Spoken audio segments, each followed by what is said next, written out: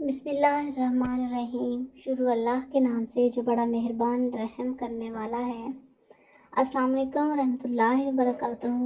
Islamic centre channel میں خوش آمدید ویورز۔ یہ چینل آپ کے لیے خاص طور پر بنایا گیا ہے تاکہ آپ کو اس سے اسلام کے بارے میں زیادہ سے زیادہ نالج مل سکے اور آپ اسلام کی ہسٹری کو جان سکیں۔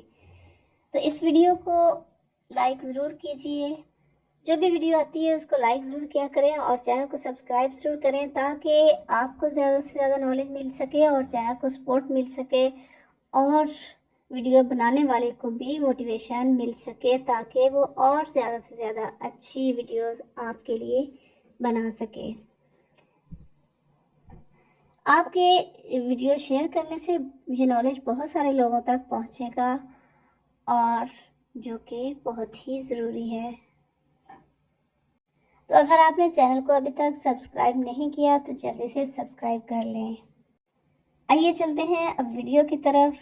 آج کی ویڈیو میں آپ کو خانہ کعبہ کا ایک واقعہ سناتی ہوں اور وہاں کے دو بتوں کے بارے میں ان کی ساری سٹوری جو ہے وہ بتائی جائے گی۔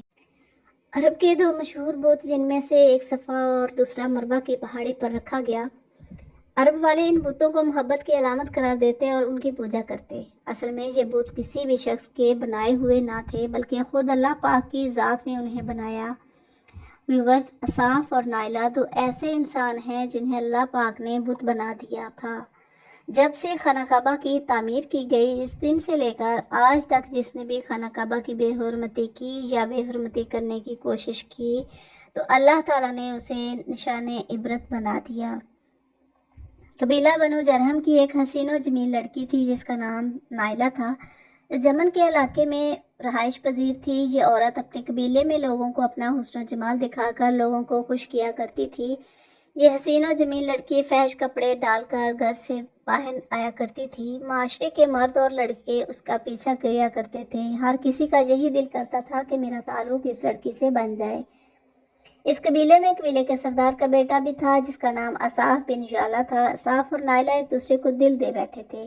یہ محبت بہت ہی جلد جسمانی حبس تک جا پہنچی تھی۔ یہ دونوں محبت کے نشے میں بدکاری کیا کرتے تھے۔ یہ دونوں لوگوں سے چھپ کر کئی مدت تک زنا کرتے رہے۔ جب دونوں کے گھر والوں کو اس بات کا پتہ چلا کہ دونوں بدکاری کرتے ہیں، اس دونوں کے گھر والے یہ بات سن کر بہت ہی شرمندہ ہوئے۔ ان کے گھر والوں نے ان دونوں کو ایک دوسرے کو ملنے سے منع کیا لیکن یہ دونوں زناکاری سے باز نہ آئے۔ اس طرح دونوں کے گھر والے ان کے خلاف ہو گئے۔ گھر والوں نے ان دونوں کو ملنے پر پابندی لگا دی۔ ایک دفعہ بنی جرہم کا ایک قافلہ خانہ کعبہ میں حج کے سلسلے میں آیا۔ نائلہ اور اصاف بھی اس قافلے میں شامل تھے۔ حج کے دنوں کا واقعہ تھا کہ کعبہ میں لوگوں کی تعداد بہت ہی کم تھی۔ انہوں نے موقع کی مناسبت کو دیکھا تو یہ دونوں خانہ کعبہ میں داخل ہو گئے۔ جب انہوں نے اپنے آس پاس کسی کو نہ پایا تو انہوں نے بدکاری کرنا شروع کر دی۔ نائلہ اور اصاف کی اس بے حرمتی پر زمین و آسمان لرز اٹھے۔ جب وہ خانہ کعبہ میں زنا کر رہے تھے تو اللہ تعالیٰ نے ان دونوں کی روحوں کو قبض کر لیا۔ ان پر اللہ تعالیٰ کا عذاب اس طرح آیا کہ یہ دونوں پتھر کے بن گئے۔ جب خانہ کعبہ کے لوگ خانہ کعبہ کے اندر داخل ہوئے تو دونوں پتھر کے بنے ہوئے تھے۔ قافلے والوں کو اس بات کی سمجھ آ گئی کہ اللہ تعالیٰ کی مقدس جگہ پر یہ زنا کر رہے تھے، جس کی وجہ سے اللہ تعالیٰ نے ان دونوں کو پتھر کا بنا دیا۔ قافلے والوں نے ان دونوں کے پتھر جسم کو اٹھا کر باہر لا کر کھڑا کر دیا تاکہ لوگ ان دونوں کو دیکھ کر عبرت حاصل کریں کہ مقدس جگہوں پر بے حرمتی کرنے کا انجام یہ ہوتا ہے۔ کچھ دن کے بعد مکہ کے لوگوں نے اصاف کے بت کو اٹھا کر کوہ صفا پر کھڑا کر دیا۔ نائلہ کے بت کو اٹھا کر مروہ کے مقام پر کھڑا کر دیا۔ صفا اور مروہ خانہ کعبہ کے بالکل قریب وہ پہاڑیاں ہیں۔ انہیں دو پہاڑیوں کے گرد بی بی ہاجرہ نے اپنے بیٹے اسماعیل علیہ السلام کے لیے پانی کی تلاش میں کافی چکر کاٹے تھے۔ اس لیے ان پہاڑوں کو بہت مقدس مانا جاتا تھا۔ جو بھی حج کرنے کے لیے وہاں جاتا وہ اس پہاڑیوں پر چڑھ کر طواف کیا کرتے تھے۔ جب نائلہ اور اصاف کے بت کو وہاں کھڑا کیا گیا تو ان کی سزا یہ مقرر کی گئی کہ جو بھی صفا اور مروہ پر طواف کرنے کے لیے جائے تو ان دونوں بتوں کو ایک ایک جوتا مار کر واپس آئے۔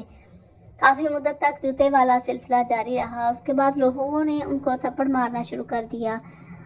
اس کے بعد لوگ ان بتوں اصاف اور نائلہ کو ہاتھ لگانا ہی مناسب سمجھتے تھے۔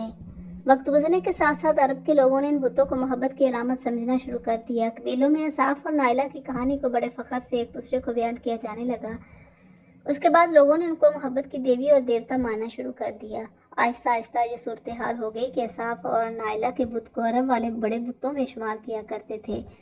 اصاف اور نائلہ بت کے عرب والے اتنے پاگل ہو گئے تھے کہ وہ ان پر منتیں مانگنے شروع کر دی۔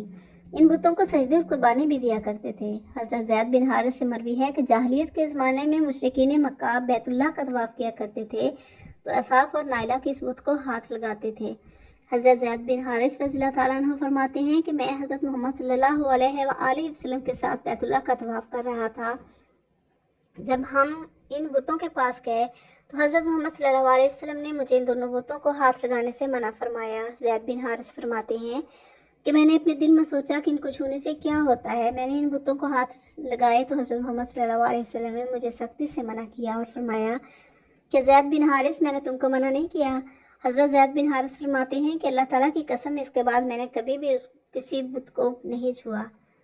حضرت زید بن حارث فرماتے ہیں کہ میں اللہ تعالیٰ کی قسم کھا کر گواہی دیتا ہوں کہ حضرت محمد صلی اللہ علیہ وآلہ وسلم نے کبھی بھی کسی بت کو ہاتھ نہیں لگایا۔ اللہ تعالیٰ نے حضرت محمد صلی اللہ علیہ وسلم کو نبوت عطا فرمائی۔ اس کے بعد وحی نازل فرمائی۔ ایک دن ہر طرف نور ہی نور پھیل گیا تو حضرت محمد صلی اللہ علیہ وآلہ وسلم نبوت کے عہدے پر فائز ہوئے۔ اس کے بعد حضرت محمد صلی اللہ علیہ وآلہ وسلم نے لوگوں کو دعوت اور تبلیغ دینا شروع کر دی۔ 10 ہجری میں جب اللہ تعالیٰ نے دین اسلام کو عروج دیا، حضرت محمد صلی اللہ علیہ وآلہ وسلم نے مکہ کو فتح کیا۔ مکہ کو فتح کرنے کے بعد حضرت محمد صلی اللہ علیہ وآلہ وسلم حرم میں پہنچے تو حضرت محمد صلی اللہ علیہ وآلہ وسلم اور حضرت علی رضی اللہ تعالیٰ عنہ نے تمام بتوں کو ریزہ ریزہ کر دیا۔ آپ صلی اللہ علیہ وآلہ وسلم بتوں کو ریزہ ریزہ کرتے جاتے اور فرماتے جاتے تھے کہ حق آ گیا اور باطل ختم ہو گیا، حق آ گیا اور باطل ختم ہو گیا، بے شک باطل نے ایک دن ختم ہونا ہی تھا۔ اس طرح حضرت محمد صلی اللہ علیہ وآلہ وسلم نے خانہ کعبہ کو بتوں سے پاک کر دیا۔ اس کے بعد حضرت محمد صلی اللہ علیہ وآلہ وسلم صفا اور مروہ تشریف فرما ہوئے تو اصاف اور نائلہ کے بتوں کو خود ریزہ ریزہ کر ڈالا۔ ہم نے دیکھا کہ لوگوں نے اصاف اور نائلہ کے بت کو بطور عبرت کے لیے صفا اور مروہ پر کھڑا کیا تھا، لیکن شیطان نے لوگوں کے دلوں میں اس طرح سے وسوسے ڈالے کہ لوگ اصاف اور نائلہ کی عبادت کرنے لگے۔ اس زمانے کے لوگ بس نائلہ اور اصاف کے بت کی پوجا ہی نہیں کیا کرتے تھے بلکہ ان کی کہانی کو بڑے فخر کے ساتھ ایک دوسرے سے بیان کیا کرتے تھے۔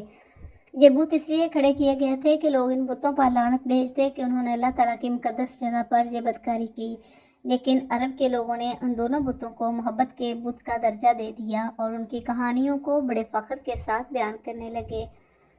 آج کے جدید دور میں یہی بات ہے کہ جب جو کوئی بندہ سنگین جرم کرتا ہے تو لوگ اس کو بڑے فخر سے ہیرو کا درجہ دیتے ہیں، جو کہ سراسر غلط ہے۔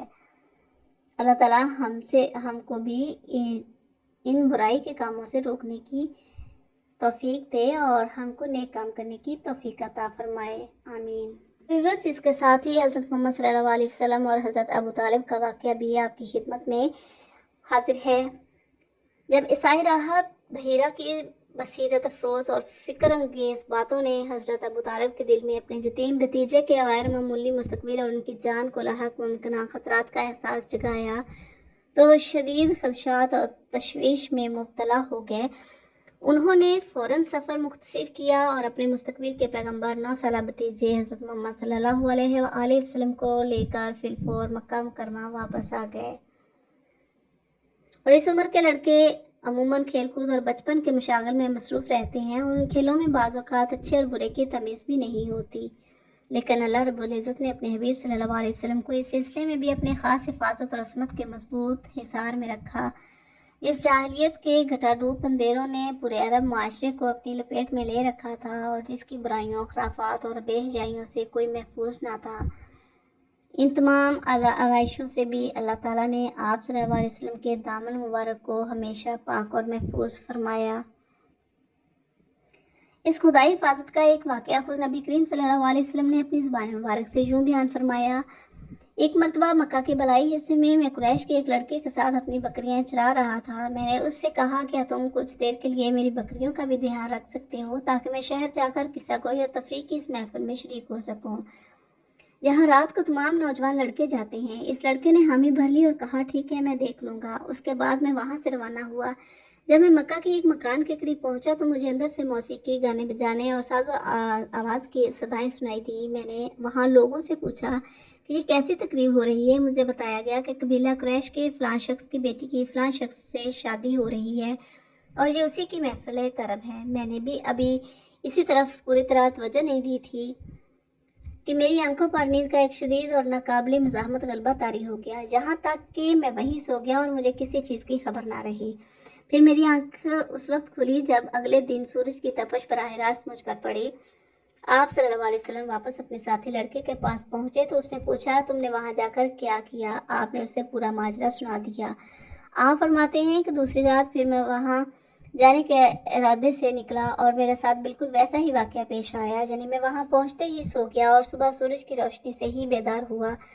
مطلب یہ کہ اللہ تعالیٰ نے اپنے محبوب صلی اللہ علیہ وسلم کو قریش کی ان بیہودہ مجلسوں کی صحبت سے اپنی غیبی مدد کے ذریعے بالکل محفوظ رکھا۔ اللہ تعالیٰ کی حفاظت صرف معاشرتی برائیوں تک ہی محدود نہ تھی، بلکہ اس نے آپ صلی اللہ علیہ وآلہ وسلم کو شرک اور بت پرستی کی غلاظت سے بھی ہمیشہ دور رکھا۔ قریش کے ایک مشہور بت کا نام بوانا تھا۔ قریش کے لوگ ہر سال اس کے آستانے پر حاضری دیا کرتے تھے اور اس کی بے حد تعظیم و تکریم کرتے تھے۔ وہ اس کے پاس اپنے بہترین جانوروں کی قربانی دیتے، اپنے سر منڈاتے اور سارا دن اس کے پاس اعتکاف کی حالت میں بیٹھے رہتے۔ قریش اس موقع کو اپنی ایک عظیم عید کی طرح مناتے تھے۔ حضرت ابو طالب بھی اپنی قوم کے دیگر افراد کے ساتھ اس عید کی محفل میں حاضری دیتے تھے۔ انہوں نے نبی کریم صلی اللہ علیہ وسلم سے بھی بارہا کہا ہے، میرے عزیز بھتیجے، آپ بھی ہمارے ساتھ ہماری اس قومی عید میں شامل ہوں، مگر آپ صلی اللہ علیہ وآلہ وسلم نے ہر بار نہایت متانت سے انکار فرما دیا۔ حضرت ابو طالب ہر سال آپ صلی اللہ علیہ وآلہ وسلم کو اس میلے میں شریک ہونے کے لیے اصرار کرتے رہے، لیکن آپ صلی اللہ علیہ وآلہ وسلم کا جواب ہمیشہ انکار ہی ہوتا رہا۔ آخرکار ایک مرتبہ حضرت ابو طالب کو اس مسلسل انکار پر غصہ آ گیا اور آپ صلی اللہ علیہ وآلہ وسلم کی پھوپھیوں کو بھی آپ پر بے تحاشا غصہ آیا۔ وہ سب آپ سے بولی، محمد آخر تم ہماری اس عید میں کیوں شریک نہیں ہوتے؟ جب ان سب نے بڑا اصرار کیا اور آپ کو ان کی باتوں سے تکلیف پہنچی تو آپ صلی اللہ علیہ وسلم ان کے پاس سے اٹھ کر کہیں دور چلے گئے۔ اس خاص واقعے کے بارے میں آپ صلی اللہ علیہ وسلم خود فرماتے ہیں، میں جب بھی بوانا یا کسی اور بت کے نزدیک جانے کا ارادہ بھی کرتا تو میرے سامنے ایک سفید رنگ کا انتہائی قداور اور پرہیبت شخص ظاہر ہو جاتا اور اس نے ہر بار مجھ سے یہی کہا، محمد پیچھے ہٹو، اس بت کو ہرگز نہ چھونا۔ یہ غیبی حفاظت اس بات کا بین ثبوت تھی کہ اللہ تعالیٰ نے اپنے آخری نبی کو بچپن سے ہی نہ صرف ظاہری برائیوں سے بلکہ شرک عظیم جیسی عظیم ترین گمراہیوں سے بھی اپنی خاص عصمت و نگرانی میں رکھا ہوا تھا۔